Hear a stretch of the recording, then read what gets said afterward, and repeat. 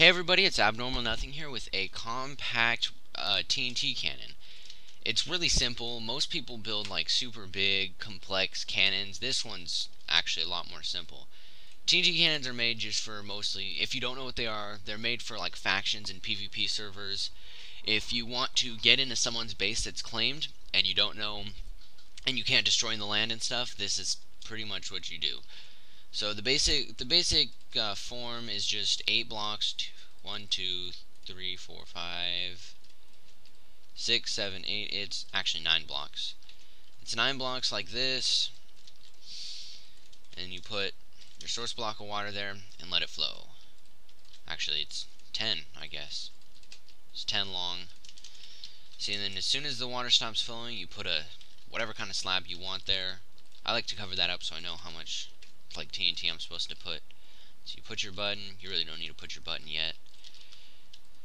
But it doesn't take that much materials. It takes quite a bit of redstone. But if you're playing on a Minecraft server, then most people will have you, or you can just buy redstone and the different kind of materials.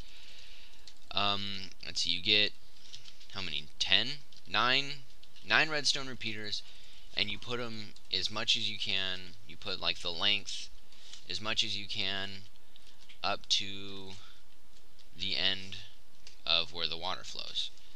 And then you put glass right here. I put glass right here instead of just leaving it open because when I have the TNT and the sand here, I don't want the redstone powering through here and activating that piece of TNT. So glass is one of the only blocks that doesn't conduct redstone charge. Okay, so what this will do is it'll shoot the TNT and the sand at the same time, and then the sand will land inside the TNT and it'll blow up the area you want. That's actually a lot more accurate than most. Okay, so you just power that. If you watch, it'll go through and it'll drop. Sand cannon, or the sand will fall, and there you go. You can do that pretty much as many times as you want as long as you have the right amount of TNT, and it will blow up a hole in people's base. See, now if it's made of obsidian, that's a different story. That's a lot harder to get through. Or like if it has fences. Actually, since I'm here, I'm gonna show you how to make a TNT cannon proof base, or a hybrid cannon proof base. It's actually really simple. I'm gonna make it, and then I'll get back to you when I'm done.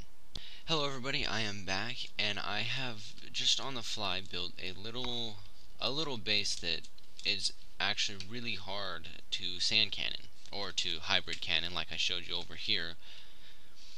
If you can make this base, like this is a really protected base, which I use for most of my bases. You have obsidian, like a layer of obsidian right here. The very first, I usually put 2 layers of obsidian, but you have a layer or 2 of obsidian, and then you have fences on top and around the sides, and then you put I just lost my train of thought. Okay, and then you put water over it like this. Okay, so then when you launch a piece of TNT, the fences that's behind the water will break the sand, and then the water will prevent the TNT from blowing up.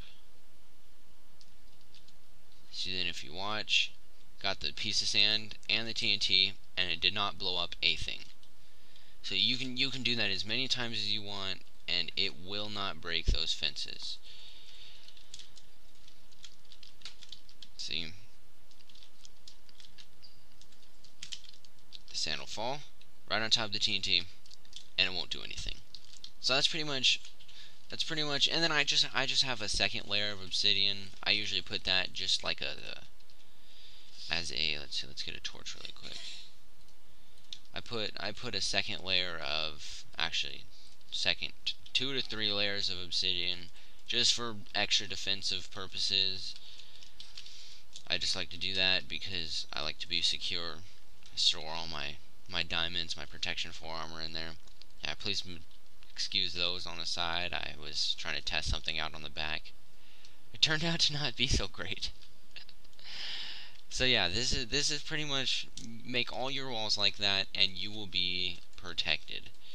You can, like I said, you can hybrid cannon it as much as you want, and it will not do anything. Also, if you make this kind of this like form of cannon, but you don't put the sand on top of it, it will launch farther than most cannons because it just has the perfect timing, and it'll launch the sand so far, or not the sand, the TNT here. Let's make one this way. Let's see, 1, 2, 3, 4, 5. 1, 2, 3, 4, 5, 6, 7, 8. Because I can. Okay, what did I say? 9. It goes 9, 8 or 9. Okay, there we go. So water flow is 8 blocks from the source. Okay, and then let's see. Let's do redstone down this side with a piece of glass. Not there. Piece of glass. A button.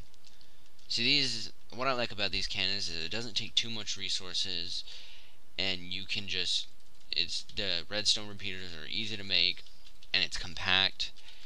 You can pretty much, there's a lot of different variations you can do with this kind of cannon. Alright, so like I said, you can put a few charges, and then how the redstone repeaters are set up is that it activates the TNT, and before the TNT lands on the block, this TNT blows up. So then it can shoot it. I don't even know how many blocks, but look how far it shot that. Just from that one TNT cannon. So yeah, this kind of cannon can be used for a lot of things. It's just a simple, compact. Like I said, I've seen lots of different kinds of cannons be used, and this by far is the best that I have seen. So thank you for watching, and have fun raiding people's bases.